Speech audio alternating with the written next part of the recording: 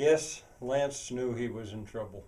He, I don't know if he knew why exactly at first, but there was no doubt the way Violet said, "How did you tear your sleeve?"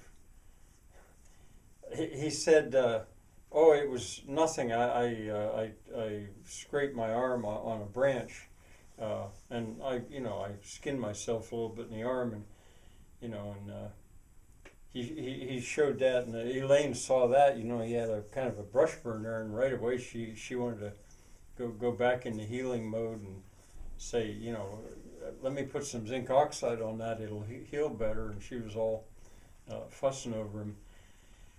But then Violet said, "How did you really do it?"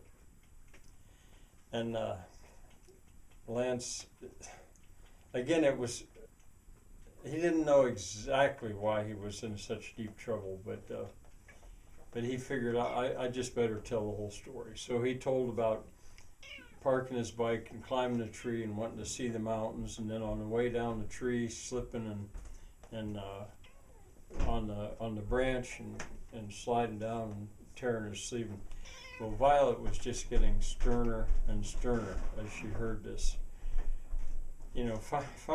Violet was not one to raise her voice, and she was not one to get angry usually, but this was making her angry. But she didn't raise her voice. She just said to Lance, Lance, the way your healing occurred, that was not easily done. It took some magic to do that, and there was quite a drawdown on my magic to make that happen. And now you've taken another chance. We've tried so hard to heal you and get you back up. The more she spoke, the worse Lance felt, because to offend a lady was about the worst thing he could imagine doing, and to offend a lady that he so respected. So it was a rough time for him. And she didn't let him off the hook right away, but she couldn't, because she was angry. She put supper on and they ate, but it was kind of a quiet, a lot of uncomfortable silences. For her part, Elaine, she didn't feel the same way really, and she tried to perk things up, and she said, "I called Dr. Al Hakim today, and I'm going back to work on Friday," and that's nice. Lance just, there was a cloud over the evening.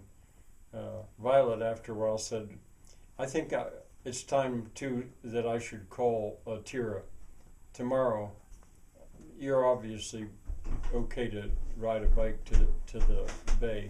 So tomorrow I'll tell her you'll be going down there, and Violet and Elaine and I we're gonna ride along behind you, not close, but an hour or two behind you, and to make sure you get there okay. But still, this wasn't. It was just an uncomfortable evening. At one point, Violet did say this. She said, "Well, now we know what happened to you the day you came here. I can tell you exactly what happened to you, tree climber. You rode into Richland along Monacan River Drive, and it was so hot it was hard for you to think, but you made it in there and you stopped down by the river. What you should have done is put your head right in that water, soaked your clothes wet. You were already suffering from heat stroke, but no, you didn't do that. You knew you were in some trouble, so you must have, because you set your cell phone to find my address, my place, from the address that Wedge had given you. And then you know what you did? You climbed a tree. You thought maybe the air will be cooler up there, and maybe you get in the wind a little bit, and maybe you'd be able to see the city a little bit, to see what you could see, like the bear going over the mountain. She's trying to make a joke, but she was angry. And she said, and then when you were up there in that tree, you passed out. It got to be too much for you, and you couldn't climb down. You passed out. You fell out of that tree. That's how you dislocated your shoulder, or at least tore your shoulder. You landed on your leg, and you popped the tibia out, your knee. It all makes sense now. And you didn't regain consciousness for a while. No, the park was empty because it was so hot. Anyone in their right mind was in the shade somewhere. So there you were, and you finally came around, managed to find your bike and cell phone, and you couldn't ride. All you did was push it, and that's how you ended up going down through the streets of Richland and finding my place. So now we know that mystery is solved.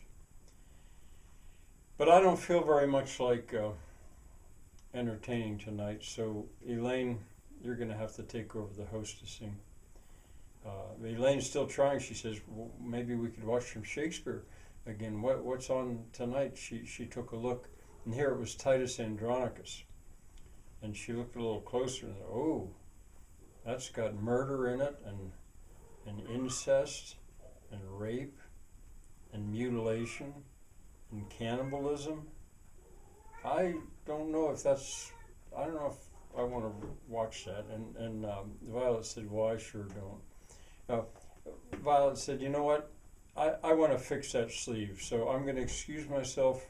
I'm going up to my studio, and I'll see you in the morning. Have a nice evening. Well, Elaine, I mean, she was trying her best to cheer things up, and she said, Lance, let me show you what I was working on today. And so she went and showed him the tapestry, but then she got showing him the videos, the Mandili trio videos that she'd been watching, and said, do you want to watch one with me? And he said, sure. And can I sing along? And he said, I love hearing your voice. He was feeling so down. But anyway, so she put it on and started to sing along, and she sounded great.